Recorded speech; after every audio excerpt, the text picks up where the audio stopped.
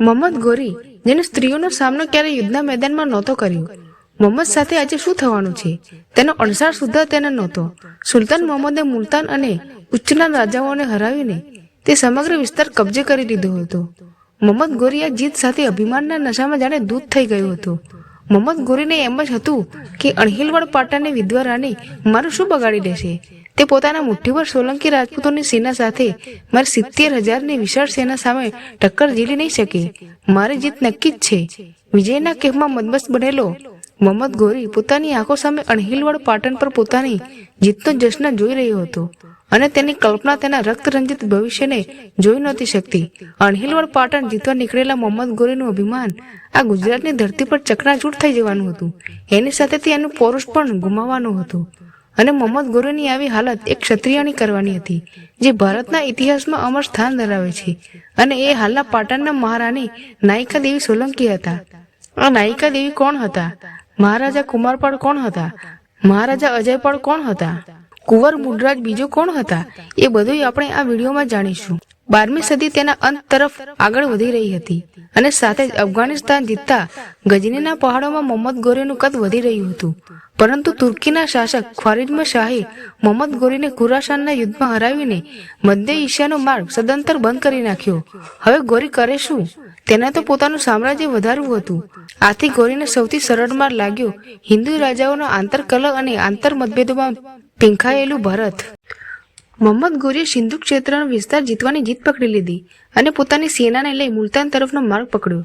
ઈસવીસન 1173માં ગોરીએ ગજની જીતી લીધું. ઈસવીસન 1175થી લઈ ઈસવીસન 1174 સુધી ગોરીએ અફઘાનિસ્તાન, મુલતાન અને ઉચ્ચ જીતી લીધું અને ભારતની પશ્ચિમી સીમા મોહમ્મદ ગોરી હસ્તગત આવી ગઈ. એક બાજુ દેશની પશ્ચિમી સીમાને ગોરી તેની બર્બરતાનો ભોગ બનાવી રહ્યો હતો, તો બીજી બાજુ હાલના ગોવાના કદમ ક્ષેત્રમાં એક નવયુવાન રાજકુમારી તેના અદ્ભુત સૌંદર્ય, ગુણો, સાહસ અને વીરતાથી પ્રસિદ્ધિ પામી રહી હતી. આ નવયુવાન રાજકુમારી નાયિકા દેવી હતા કે જેઓ ગોવાના કદમ ક્ષેત્રના મહામંડલેશ્વર શિવચિત પરમાણીના દીકરી હતા. એમ કહેવાય છે કે રાજકુમારી નાયિકા દેવીને નાની ઉંમરથી જ ઘોડેસવારી અને શસ્ત્રો વાપરવાનો શોખ હતો. યુવાન થતા તો તેમણે તલવારબાજી, ઘોડેસવારી, લશ્કરી વ્યૂહબાજી અને રાજદ્વારી સંબંધો જેવા કામોમાં નિપુણતા મેળવી લીધી હતી. તલવાર ફેરવવામાં તો એમની તોલે કોઈ ના આવે. આ જ સમય દરમિયાન ગુજરાતના અણહિલવાડ પાટણમાં મહારાજા કુમારપાળ રાજ કરતા હતા. મહારાજા કુમારપાળ એક મહાન શાસક હતા. તેમણે અણહિલવાડ પાટણનો વિસ્તાર ઉત્તરમાં સાંભર, દક્ષિણમાં લાઠમંડલ, પશ્ચિમમાં સૌરાષ્ટ્ર અને પૂર્વમાં ભિલસા સુધી કર્યો હતો. પણ ઉંમરની સીમા હોય છે. કુમારપાળે પોતાની ઢળતી ઉંમરે હથિયાર મૂકી પોતે અહિંસક થઈ ગયા અને વૈરાગ્ય ધારણ કરી લીધું હતું. મહારાજા કુમારપાળની તલવારે હવે શત્રુઓના લોહીથી ભીંજાવાનું બંધ કરી દીધું. મહારાજા હવે તો હર હર મહાદેવ, ઓમ નમઃ શિવાય જપતા રહે છે. યુદ્ધના મેદાનમાં પોતાના સાહસ અને શૂરવીરતા લહેરાતો આ વૃદ્ધ સિંહ હવે પરલોકની શાંતિ માટે ઈચ્છુક બન્યો. મહારાજા કુમારપાળની અહિંસાએ અણહિલવાડ પાટણને હવે જોખમમાં મૂકી દીધું. મહારાણી હવે ચિંતાતુર બન્યા કે હવે આ રાજ્યનું શું થશે. તેમને પુત્ર પણ નહોતો જે ઉત્તરાધિકારી તરીકે ગાદી સંભાળી શકે. જોખમો ઘણા હતા, જેમાં 2 મુખ્ય હતા. પહેલું જોખમ એ હતું કે અહિંસક બનેલા મહારાજા કુમારપાળને બાહ્ય આક્રમણનો ભય અને બીજું કુમારપાળને પુત્ર ન હોવાથી સિંહાસન માટે આંતરિક કલહ. મહારાણી ચિંતાતુર રહેવા લાગ્યા. આખરે તેમણે મહારાજા કુમારપાળ સમક્ષ પોતાની ચિંતા વ્યક્ત કરી. કુમારપાળના ભાઈ મહિપાલનો ગુણવાન અને પ્રિય દીકરો અજયપાળ, જેને રાજ્યનો ઉત્તરાધિકારી બનાવવામાં આવે. મહારાણીના આ પરામર્શથી રાજી થઈ મહારાજા કુમારપાળ દ્વારા અજયપાળને યુવરાજ બનાવી દેવામાં આવ્યા. ઈસવીસન 1172નો સમય હશે. મહારાજા કુમારપાળને હવે સત્તાનો કોઈ મોહ નહોતો. તેઓ સંન્યાસી બનવા ઈચ્છતા હતા. તેઓ વહેલામાં વહેલી તકે અજયપાળને રાજ્ય સોંપી વન જવા માંગતા હતા. પણ અજયપાળ અપરિણિત હતો. તેથી અજયપાળનું રાજા બનવું રાજ્ય માટે જોખમી હતું. તેથી યુવરાજ અજયપાળ માટે યોગ્ય રાજકુંવરીની શોધખોળ થવા લાગી અને શોધખોળ ગોવાના કદમ ક્ષેત્રના મહારાજા મહામલ્લેશ્વર પરમાણીની પુત્રી નાયિકા દેવી પર અટકી. આથી અણહિલવાડ પાટણે કદમને વિવાહનો પ્રસ્તાવ મોકલ્યો. કદમ અણહિલવાડ પાટણ કરતાં પ્રમાણમાં નાનું રાજ્ય હતું. તેથી આ વિવાહ પ્રસ્તાવના શબ્દોમાં વિવાહનો પ્રિય આગ્રહ નહીં પરંતુ આદેશનો તર્ક છુપાયેલો હતો. તેથી મહારાજા પરમાણી કંઈ નિર્ણય લે એની પહેલાં તો રાજકુમારી નાયિકા દેવીએ સંદેશવાહકને તેમના શબ્દોમાં કહી દીધું કે જઈને કહેજો મહારાજ કુમારપાળને કે સંબંધ તલવારોની ધારથી કે બાહુબળથી નથી જોડાતા. કદમની રાજકુમારી કોઈ દુશ્મન રાજ્યનો ગઢ નથી કે જેને તમે પોતાની સૈન્ય શક્તિથી જીતી શકો. અમને આ વિવાહ પ્રસ્તાવ સ્વીકાર્ય નથી. અણહિલવાડ પાટણના દરબારમાં આ સંદેશ સૌની છાતીને વીંધતો આરપાર નીકળી ગયો. કદમની આ હિંમત કે તેને સોલંકીઓના આ વિવાહ પ્રસ્તાવનો અસ્વીકાર કર્યો. દરબારમાં હાજર સૌ યોદ્ધાઓની તલવાર મ્યાનમાંથી બહાર નીકળી ગઈ. યુદ્ધની વાત સૌના મોઢે રમતી થઈ. ત્યારે માત્ર યુવરાજ અજયપાળ શાંત હતા. તેમણે સૌને શાંત કર્યા અને કહ્યું, મારા વિવાહનો પ્રસ્તાવ ઠુકરાવાયો છે અને માત્ર હું જ કદમ જઈશ. હું પ્રતિજ્ઞા કરું છું કે રાજકુમારી નાયિકા દેવી સાથે વિવાહ કર્યા પછી જ અણહિલવાડ પાટણમાં પગ મૂકીશ. હવે તમે સૌ શાંત થઈ જાઓ.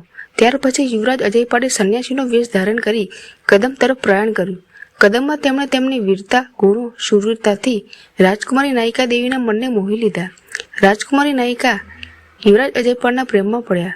સંન્યાસી બનેલા યુવરાજ અજયપાળે પોતાના વાસ્તવિક સ્વરૂપનો ખુલાસો કર્યો અને અજયપાળે કહ્યું કે અણહિલવાડ પાટણથી જે સંદેશો આવ્યો હતો તે મારો જ હતો. રાજકુમારી આ સાંભળી ઘણી ખુશ થઈ અને એમણે પ્રસન્નતાપૂર્વક વિવાહ પ્રસ્તાવ સ્વીકારી લીધો અને એ બંનેના વિવાહ થયા. જ્યારે રાજકુમારી અને યુવરાજ અજયપાળ અણહિલવાડ પાટણ આવ્યા ત્યારે એમના વિવાહનો ઉત્સવ ધામધૂમથી ઉજવાયો હતો. એના થોડા સમય બાદ મહારાજ કુમારપાળ સંન્યાસી થઈ વનમાં ચાલ્યા ગયા અને અજયપાળને અણહિલવાડ પાટણની ગાદી મળી. પણ અજયપાળ કુમારપાળના પુત્ર નહોતા, છતાં તેમને ગાદી મળી તેથી રાજ દરબારમાં જ તેમના વિરુદ્ધ કાવતરા થવા લાગ્યા. બહાર અણહિલવાડ પાટણની પ્રજા અજયપાળને ઘણો જ પસંદ કરતી, પરંતુ અંદર તેમના પોતાના જ રાજમહેલમાં તેમના વિરુદ્ધ કાવતરાઓ ઘડાતા હતા. સમય ધીરે ધીરે પસાર થવા લાગ્યો. ઈસવીસન 1172માં રાજા બનેલા અજયપાળ હવે ઈસવીસન 1176માં પહોંચી ચૂક્યા હતા. ત્યાં સુધીમાં તો તેઓ બે રાજકુમારોના પિતા બની ચૂક્યા હતા. ઈસવીસન 1172માં કાવતરાખોરોએ રોપેલું કાવતરાનું બીજ હવે તો મોટું ઝાડ થઈને એમાં ફળ પણ આવી ગયું હતું. ઈસવીસન 1176માં પોતાના જ અંગરક્ષક દ્વારા અજયપાળની હત્યા કરવામાં આવી. જ્યારે અજયપાળની હત્યા થઈ તે સમયે તેમનો મોટો દીકરો રાજકુમાર મૂળરાજ બીજો 3 કે 4 વર્ષનો હશે. આવા સમયે નાયિકા દેવી ઉપર મોટી આફત આવી પડી. એક બાજુ પતિના મોતનું દુઃખ અને બીજી તરફ રાજમહેલનું કાવતરું અને પોતાના 2 દીકરાઓ પણ ઘણા નાના હતા. આવા સમયે નાયિકા દેવી માટે પરિસ્થિતિઓનો સામનો કરવો ઘણો કઠિન હતો. પરંતુ નાયિકા દેવી એક સામાન્ય નારી નહોતા. તેમણે પોતાની સૂઝબૂછથી અને ચતુરાઈથી રાજ્યના વરિષ્ઠ મંત્રીઓ, કુશળ રાજદ્વારી સાથે મંત્રણાઓ કરી નિર્ણય કર્યો કે તેમના મોટા દીકરા મૂળરાજ બીજાને ગાદીએ બેસાડવો. આમ નાયિકા દેવીએ તેમના મોટા દીકરા મૂળરાજ બીજાને ગાદીએ બેસાડ્યો. પણ મૂળરાજ બીજો તે સમયે ઘણો નાનો હતો, તેથી રાજ્યનો વહીવટ નાયિકા દેવીએ પોતાના હાથમાં લીધો. નાયિકા દેવીએ રાજ્યના શાસનની ધુરા પોતાના હાથમાં લઈ અણહિલવાડ પાટણનો વિકાસ તો કર્યો, સાથે સાથે તેમણે સૂઝબૂછથી રાજમહેલમાં ચાલતા કાવતરાઓને પણ દબાવી દીધા. આ એ સમયગાળો હતો કે જ્યારે સ્ત્રીઓને આટલી સ્વતંત્રતા નહોતી મળતી. એવા સમયમાં એક સ્ત્રી રાજ્યના શાસનની ધુરા સંભાળે અને એ પણ અણહિલવાડ પાટણ જેવા મોટા રાજ્યના શાસનની ધુરા સંભાળે તો એ ઘણી મોટી ખબર હતી. આ ખબર હવાની જેમ આખા ભારતમાં ફેલાઈ ગઈ. આ જ સમયે મોહમ્મદ ગોરીએ મુલતાન અને ઉચ્ચ પર જીત મેળવી લીધી હતી અને તે આગળ વધવાની કોશિશ કરી રહ્યો હતો. ગોરી માટે આ એક સરસ મોકો હતો. આ વિધવા રાણી તો ઘણી કમજોર હશે, કારણ કે તેનો પતિ હમણાં માર્યો ગયો છે અને રાજા બનેલો તેનો દીકરો 3 કે 4 વર્ષનો હશે. તેથી તેની સેનામાં જોશ નહીં હોય, જેવો જોશ એક પુરુષ રાજાની સેનામાં હોય છે. હું અણહિલવાડ પાટણ પર આસાનીથી વિજય મેળવી લઈશ અને તેની સંપત્તિ અને ત્યાંની બધી સ્ત્રીઓ મારી થઈ જશે. અને મોહમ્મદ ગોરીએ પોતાની સેના સાથે અણહિલવાડ પાટણ તરફ કૂચ કરી. આ બાજુ નાયિકા દેવીના જાસૂસોએ સંદેશો આપ્યો કે મોહમ્મદ ગોરી અણહિલવાડ પાટણ પર ચડાઈ કરવા વિશાળ સેના લઈને આવી રહ્યો છે. આ નાયિકા દેવીની આવડત જ હતી કે એમણે જાસૂસોને એટલા વિસ્તૃત કર્યા હતા કે પડે પડની માહિતી રાણીને મળી જતી હતી. ત્યારે તેમને યુદ્ધની તૈયારી કરવાનો સમય મળી ગયો. નાયિકા દેવીએ તેમના સમકાલીન રાજાઓ પાસેથી મદદ માંગી. તેમાં દિલ્હીના રાજા પૃથ્વીરાજ ચૌહાણનો પણ સમાવેશ થાય છે, જેમણે મદદ કરવાની ના પાડી દીધી. અહીંયા ધ્યાન રાખવા જેવી બાબત એ છે કે આ યુદ્ધ ઈસવીસન 1178માં થયું હતું અને તરાઈ 1 અને તરાઈ 2નું યુદ્ધ ઈસવીસન 1191 અને ઈસવીસન 1192માં થયું હતું. જો અન્ય સમકાલીન રાજાઓએ નાયિકા દેવીની સહાયતા કરી હોત તો મોહમ્મદ ગોરીનો સંપૂર્ણ નાશ થઈ ગયો હોત અને એની ક્યારેય હિંમત ના થઈ હોત દિલ્હી પર ચડાઈ કરવાની. પરંતુ તે સમયે ભારતમાં હિન્દુ રાજાઓમાં એકતા ક્યાં હતી જ, અને એકતા ના હોવાને કારણે જ ભારતમાં મુસલમાનો જીતી શક્યા. મહારાણી નાયિકા દેવી સાથે પણ એવું જ થયું. નાયિકા દેવીએ તેમના સમકાલીન રાજાઓને કહ્યું કે તેઓ યુદ્ધમાં ભાગ લે અને ગોરીને પરાસ્ત કરવા સહાય કરે, પણ એકે સમકાલીન રાજાએ તેમની મદદ કરી નહીં. તેમની મદદ માત્ર સોલંકી રાજપૂતોએ, જાલોરના ચૌહાણ શાસક કીર્તિપાલે, અર્બુદાના પરમાર શાસક ધારવર્ષાએ, નાદોલાના ચૌહાણ શાસક કેલનદેવે કરી હતી. એક બાજુ નાયકાદેવ યુદ્ધની તૈયારીમાં વ્યસ્ત હતા અને બીજી બાજુ મોહમ્મદ ગોરી ધીમે ધીમે ગુજરાત નજીક આવી ગયો અને તેને માઉન્ટ આબુમાં કાયદેરામાં પડાવ નાખ્યો અને ત્યાં જ તેને વિશાળ સેનાએ તંબુ બાંધ્યા અને ત્યાં જ રહેવા લાગ્યા. મોહમ્મદ ગોરી અણહિલવાડ પાટણમાં એક દૂતને મોકલ્યું. ગોરીએ વિચાર્યું કે આ રાજ્યનો બાળ રાજા અને રાજ્યનો વહીવટ કરતી એની માં એક નિર્બળ નારી હશે. જો હું તેને આત્મસમર્પણ કરવાનું કહી દઉં તો તે યુદ્ધ લડ્યા વગર જ પરાજિત થઈ જશે અને યુદ્ધ લડ્યા વગર જ ત્યાંની સંપત્તિ અને ત્યાંની સ્ત્રીઓ મારી થઈ જશે.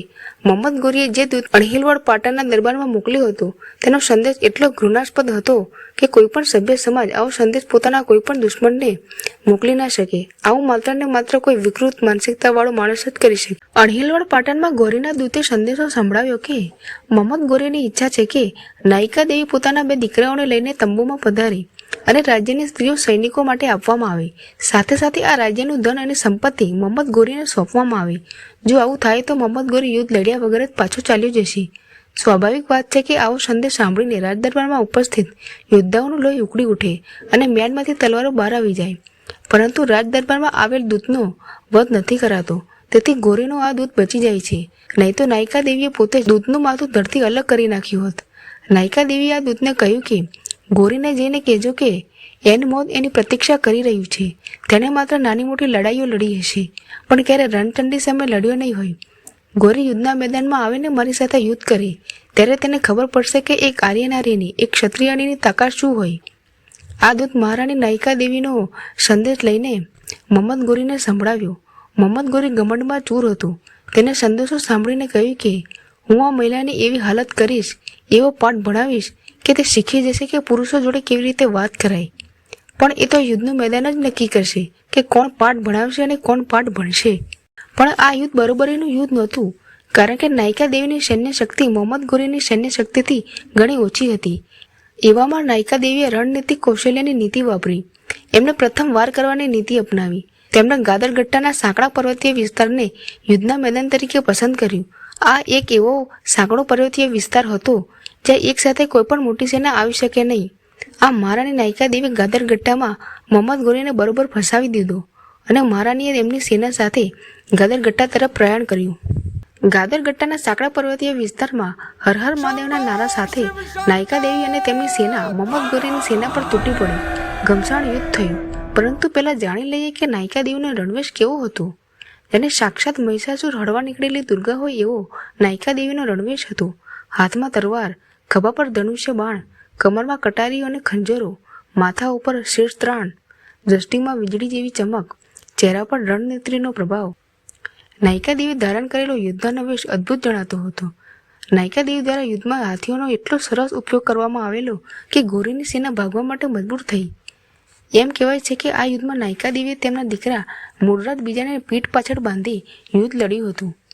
આ યુદ્ધમાં મોટામાં મોટો યોદ્ધા સેનાનાયક પણ નાયિકા દેવી સામે પરાજિત થઈ ગયો હતો અને આખરે ગોરી તેનો જીવ બચાવીને ભાગ્યો. નાયિકા દેવીએ તેનો પીછો કર્યો અને જંગલમાં નાયિકા દેવીએ ગોરીને પકડી લીધો. આ અવસ્થાએ આવતા તો ગોરીનો ઘમંડ ચકનાચૂર થઈ ગયો. ગોરી નીચે પડેલો હતો. સામે નાયિકા દેવી તલવાર તાણીને તેની સામે ઊભા હતા. આજે યુદ્ધમાં ગોરીએ એક રણચંડીને લડતા જોઈ, એક ક્ષત્રિયાણીને લડતા જોઈ, એક આર્ય નારીને લડતા જોઈ.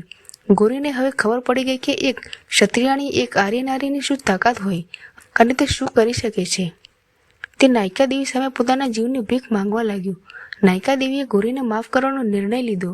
પણ ગોરીએ જે સંદેશ દૂત મારફત મોકલ્યો હતો તે એટલો ઘૃણાસ્પદ હતો કે નાયિકા દેવી દ્વારા ભૂલવું અશક્ય હતું. અને એમ કહેવાય છે કે નાયિકા દેવીએ ધારદાર તલવારથી ગોરીના ગુપ્ત ભાગે વાર કર્યો. ત્યાં ગોરીના અંગરક્ષકો આવી તેના ઘોડા પર ઉપાડીને લઈ ગયા. અને ઘણા લખનારા તો એવું પણ લખે છે કે આ યુદ્ધથી ગોરી એટલો બધો ડરી ગયો હતો કે મુલતાન પહોંચ્યા પછી જ તે પોતાના ઘોડા પરથી નીચે ઉતર્યો હતો. ત્યાં ગોરીએ હકીમો દ્વારા સારવાર કરાવી અને ખબર પડી કે હવે પોતે નપુંસક થઈ ગયો છે.